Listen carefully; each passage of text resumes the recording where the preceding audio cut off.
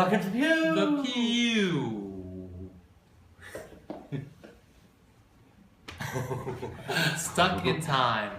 And this is from the person who's worried that we waste too much time babbling in our shows and we don't get to the point. What are you talking about? I've never said that. Just like do you remember how we were talking about having sex with female-to-male trannies? Do you remember that conversation? I remember talking about it. We have considered having sex with age-appropriate, or maybe not. Meaning 14 through 19. Female-to-male joke. Trannies, because they're much old. Our friend William I Kill You came over this past weekend to show us the magazine Candy. Oh yeah, with Walt in it. Yes, it had a huge spread with 40-page curated by wallpaper. Yep. And but then the rest of the magazine had this huge spread of all these female. Well, they have a whole issue. Candy has a whole issue dedicated to female to male. And it was the hottest, cutest guys I mean, I think ever that's saw. my new fetish. I mean, I really do. They're like.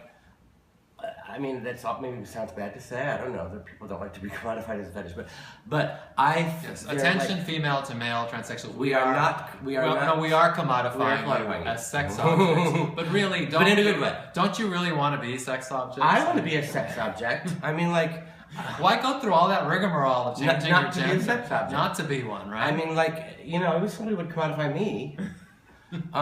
We're forced to commodify ourselves. I'd like to be commodified, please. I'll take one commodification. I'd like to be commodified about 7.5 inches. I'd like 7.5 inches of commodification, please. So we love Candy magazine. Check it out. Candy magazine, and we love female to male. But you know what? It's because I think they try. It's sort of like now I understand tranny chasers. Why a lot of men, straight men, love transsexuals and drag queens, because they try harder to be feminine. Right, they're real women. They're like pursuing this fantasy of femininity. Sort of the ideal, sort of like Amanda. And in that spread in Candy magazine, you kind of got that feeling that the female-to-male transsexuals were pursuing this very specific type of ideal of a man. Basically, like this very cute, hot, like fuzzy mustache. We got that, Igor. College, third time. College age, with the fuzzy, like man. Just starting the facial hair thing. Very hot, really hot, and like mean, but like a little bit. It's like the hottest straight guys have like a little bit of femininity to their face, I think, and they get the mix really, really well. The female to males. So, if there are any female to male transsexuals out there that are dateless and would like to date some famous ex-club kid television webcast show makers, clothing designers, types. There's. Stay tuned. We'll be back. We sure are cute for two ugly people. I don't see what anyone can see in anyone else. Yeah, I should have. Welcome back to the Pew! The Pew. Bitches want to know. Bitches, and not only bitches, but men too. Want to know? Just got more trouble. Want to know because there are many men who are bitches. Many. In fact, I would say there are more male bitches than female. And especially among our friends, there are many bitches among our friends. Or men. But this bitch, Lisa Russell Hazen, not has been, but hasn't, wants to know. She wants to know, what did little Michael really want to be when he grew up? Was it a club kid, or did you have dreams of being something else? Yes, when I was 5, I wanted to be a club kid. No, I wanted to be an architect because I played with Lego and I built and designed buildings. And my first erection came from designing a building, which is very strange. But I really wanted to be an architect, and I went to Fordham I started studying architectural engineering.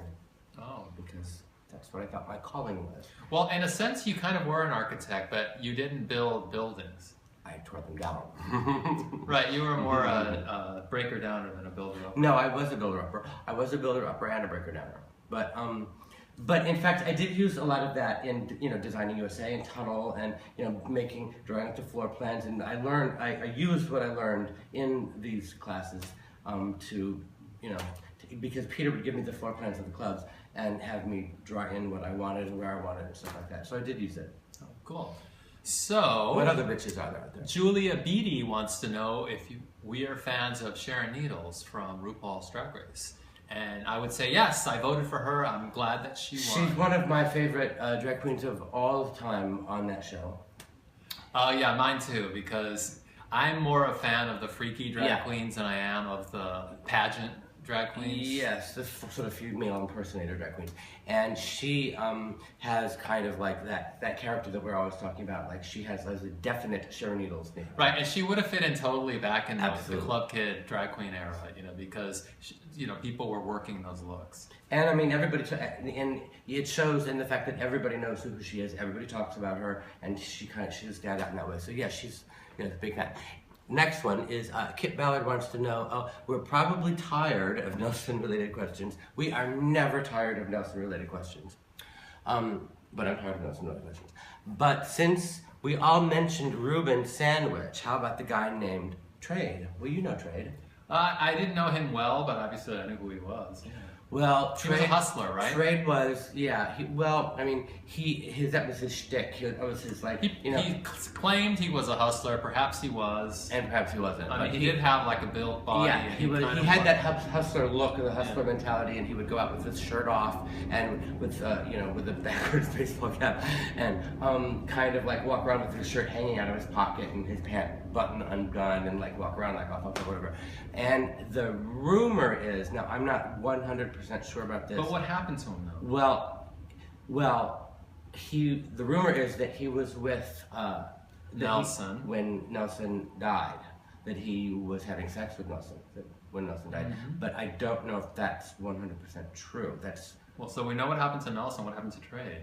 After that, I think he I don't know. We lost the trail. We lost track of Trade. But